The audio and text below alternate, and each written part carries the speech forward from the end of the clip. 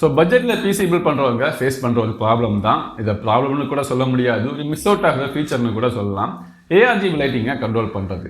So இப்போ budget cabinet ஒரு 2500 3000 எடுத்தால் கூட இப்போ எல்லாமே கேபினெட்டில் நிறைய பேர் ARGB ஃபேன்ஸ் கொடுக்குறாங்க. ஆனால் அதுவே பட்ஜெட் மதர்போர்டுன்னு எடுத்துட்டோம்னா அதில் ARGB ஹெட்ரஸை நிறைய மேனுஃபேக்சர்ஸ் கொடுக்குறதே இல்லை. ஸோ பட்ஜெட்டில் பிசி பில்ட் பண்ணுறவங்களுக்கு இது ஒரு பிரச்சனையாக இருக்குது. ஸோ ஆசைப்பட்டு கேபினெட் வாங்குவோம், அதில் ARGB லைட்டிங் இருக்கும், ஆனால் மதர்போர்டில் இருக்காது. ஸோ சும்மாவது எடுத்து ப்ளக் பண்ணி லைட்டிங்கை போடலான்னு பார்த்தா அப்படி கூட பண்ண முடியாது.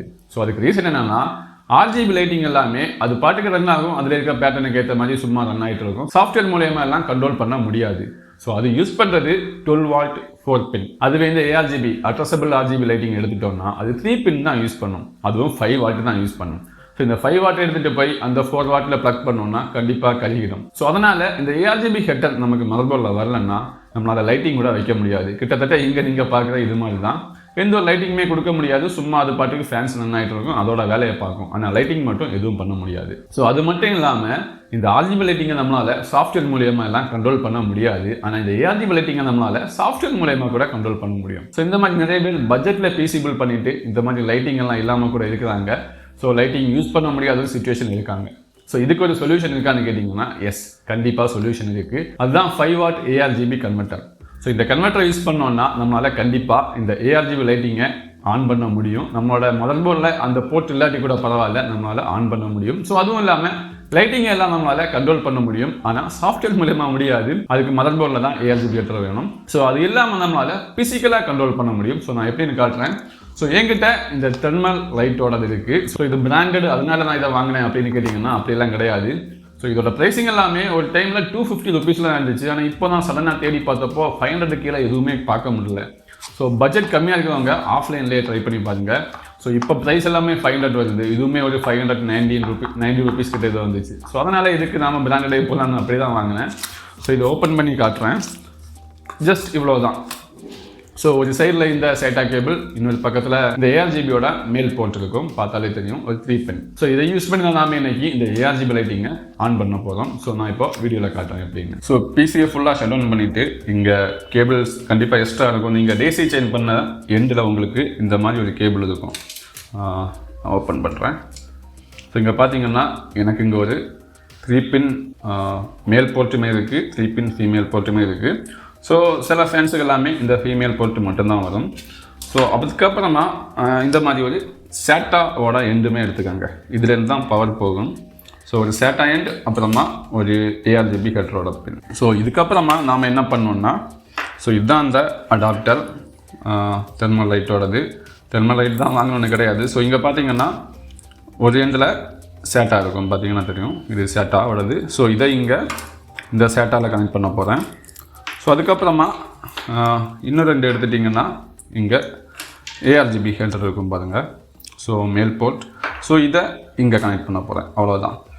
ஸோ இங்கே ஹெல்ப்புக்கு யாரும் கிடையாது, சோலோவாக நான் ரெக்கார்ட் பண்ணுறேன். ஸோ நான் இதை கனெக்ட் பண்ணிவிட்டு காட்டுறேன். ஓகே, நான் இப்போ கனெக்ட் பண்ணிட்டேன். இங்கே பார்த்தீங்கன்னா இந்த ARGB ஹெட்டரை இங்கே கனெக்ட் பண்ணியிருக்கேன், இந்த அடாப்டரில் பாருங்கள், இதுதான் அடாப்டர்.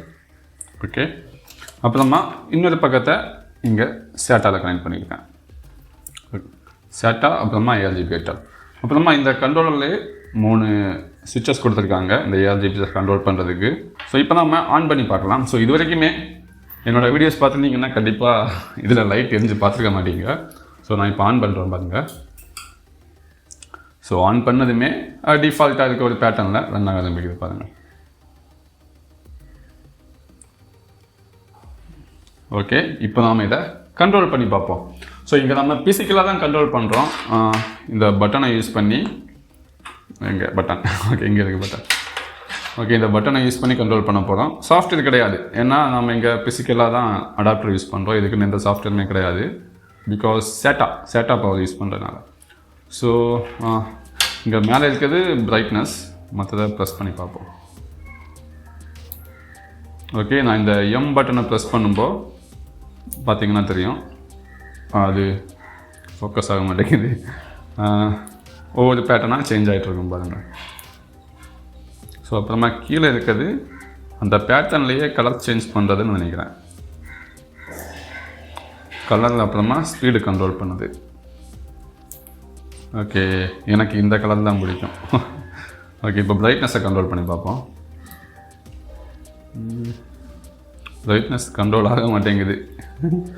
ஆக்சுவலாக பிரைட்னஸ்ன்னு தான் போட்டிருந்தாங்க. அதுவுமே சிங்கிள் கலர் பேட்டர்ன்ஸ் எல்லாமே இந்த பி பட்டன் சேஞ்ச் பண்ணுது. மல்டி கலர்ஸ் எல்லாமே இந்த எம் பட்டன் சேஞ்ச் பண்ணுது. ஓகே, இந்த எஸ் பட்டன் அந்த பேட்டர்னில் இருக்க கலர்ஸை சேஞ்ச் பண்ணுது, அவ்வளோதான். ஸோ இதில் பிரைட்னஸ் கண்ட்ரோலர் எதுவும் கிடையாது. ஸோ இந்த பி பட்டன் ப்ரெஸ் பண்ணோன்னா இது சிங்கிள் கலர்ஸில் இருக்க அந்த பேட்டர்ன்ஸ் எடுத்துகிட்டு போகும். M button multi colours patterns எடுத்துகிட்டு போகுது. ஸோ லாஸ்ட்டில் இருக்க எஸ் பட்டன் அதே கலர்ஸில் டிஃப்ரெண்ட்டான பேட்டர்ன்ஸ் எடுத்துகிட்டு வரும். பேட்டர்ன் மீன் அந்த டைப் ஆஃப் அந்த ஃப்ளாஷ் ஆகிற மாதிரி அதெல்லாம் கலர்ஸை சேஞ்ச் பண்ணாமல் அதே கலரில் என்னென்ன டிஃப்ரெண்ட்டான மெத்தட்ஸ் இருக்கோ அதெல்லாம் இருக்காட்டும். ஸோ இங்கே பிரைட்னஸ் கண்ட்ரோல் கிடையாது. ஸோ இப்போ எல்லாருமே பார்த்துருப்பீங்க, ரொம்ப சுலபமான விஷயம் தான். ஆனால் இதுக்காக நம்ம ஒரு 250 to 500 rupees ஸ்பெண்ட் பண்ணுற மாதிரி இருக்கும். ஸோ அதுக்கப்புறமா ஒவ்வொரு தடையும் பேனல் ஓப்பன் பண்ணி உள்ளே இருந்து ரிமோட்டில் கண்ட்ரோல் பண்ணணுமான்னு கேட்டிங்கன்னா, உங்களுக்கு ஏதாவது பேனல் கேப் ஏதாவது இருந்துச்சுன்னா இந்த அடாப்டரை நீங்கள் வெளியவே வச்சுக்கலாம். அப்படி இல்லைன்னா இன்னும் நீங்கள் ஒரு 500 rupees எல்லாம் ஸ்பெண்ட் பண்ணி இதுலேயே ரிமோட் கண்ட்ரோல் வர மாதிரி இருக்குது. நீங்கள் ரிமோட் கண்ட்ரோலில் கூட இந்த லைட்டிங்கை கண்ட்ரோல் பண்ணலாம். ஸோ அதோட காஸ்ட் இன்னும் அதிகமாக இருக்கும். ஸோ உங்கள் பட்ஜெட்டை பொறுத்து உங்கள் தேவைக்கு ஏற்ற மாதிரி வாங்கலாம். ஸோ இந்த வீடியோலேருந்து கண்டிப்பாக உங்களுக்கு புதுசாக ஒரு ஐடியா கிடைச்சிக்கணும்னு நம்புறேன். ஸோ இந்த மாதிரி இன்னும் நிறைய வீடியோஸ் பார்க்கணுன்னா என்னோட சேனலை சப்ஸ்கிரைப் பண்ணிட்டு இந்த வீடியோக்கு லைக் பண்ணிட்டு வாங்க.